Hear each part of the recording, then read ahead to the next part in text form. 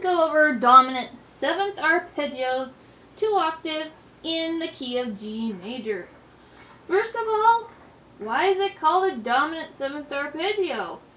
And if it's in the key of G major, why is it starting on D? Well, here's the answer to that. So, dominant is also another name for the fifth note in a scale, which in the G major scale happens to be D. So that is why we were starting on D, because they want to start on the dominant note, the fifth note of the scale. Now, why did they choose the notes that they chose?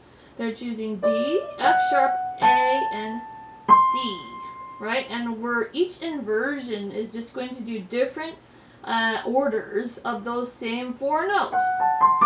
And then, right? Different order, same four notes. So there is a chord called a dominant seventh chord. And what it is, it's just a regular old triad chord with one more note added on top, a third above the last one, or you could call it a seventh above the first one, right? So this is actually a dominant seventh chord, and that is why they chose the four notes that they did. Now the point of these arpeggios are really just to get your brain and your fingers familiar with these combinations of notes, because you're going to see them in the pieces that you play.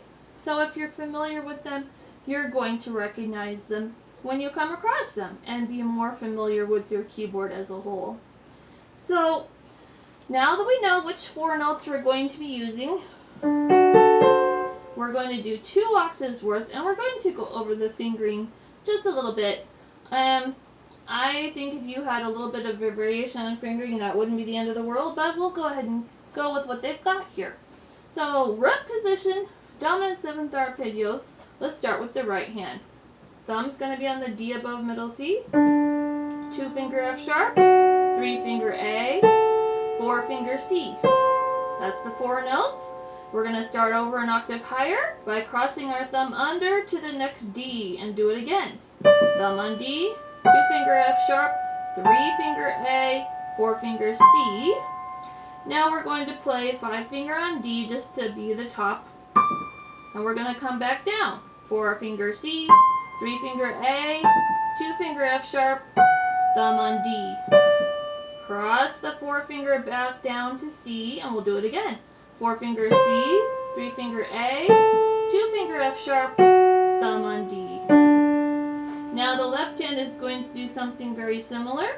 5-finger will start on the D below middle C, 4-finger F sharp, 3-finger A, 2-finger C, thumb on D, cross the 4-finger up to F sharp, 3-finger A, 2-finger C, thumb on D, come back down, 2-finger C, 3-finger A, 4-finger F sharp, cross the thumb down to the D, 2-finger C, 3-finger A, 4-finger F sharp, 5-finger D. Now let's do it together and see if we notice some things that will make it easier. Start on the D's with thumb and 5-finger, 2 and 4, F sharps, 3 fingers together on the A, 4 and 2 on C's, cross the thumb up on the right hand and you'll land with thumbs on D's, 2 and 4 finger on the F sharps, 3 fingers A, 4 and 2 on the C, 5 and 1 on the D. Come back down, 4 and 2 on the C, 3-finger A, 2 and 4 on F sharps. Cross the left hand thumb down to D and you'll have thumbs on D's. Cross the 4-finger down to C, you'll have 4 and 2 on C, 3 fingers on A, 2 and 4 on F sharps, and thumb and 5 on D. Now, the first inversion is just we throw that D to the top. We're going to start on F sharp instead. And the fingering that they suggest you play is you just leave your hands in the same place they were in root position. And then you just play the F sharp with the 2 and 4 fingers just like you did in the first one. So we've got 2 fingers on the F sharps, but then they're going to have us cross our right hand thumb up to A. So our thumb and our 3 finger will be playing the A's. 2 fingers will be playing the C's. 3 and thumb will be playing the D. Then we're going to cross our left hand forefinger up to F sharp. 4 fingers will be playing the F sharps. Cross the right hand thumb up to our A, and then our thumb and our 3 will be playing A. Then our 2 fingers will be playing C, and then our 3 and 1 will be playing the D's. Cross our 2 finger up in the left hand to the F sharp, and our 4 and 2 finger will be playing the F sharps. Come back down to 3 and 1 on D, 2 and 2 on the C's, 1 and 3 on the A's, and then cross the right hand forefinger down to F sharp. So we'll end up with 4 fingers on the F sharps. Cross the left hand thumb down to D, and we'll end up with 3 and thumb on D, 2 fingers on C, 1 and 3 on the A's, 2, cross the 2 finger down to F sharp, and we'll have 2 finger and 4 finger on the F sharps. Now, the second inversion, we're going to start on A. F sharp goes to the top now. So they're going to have us kind of stay the same in the right hand, in that we are going to kind of cross back to our thumb on A. But the left hand, they want us to bring our pinky, our 5 finger, to the A.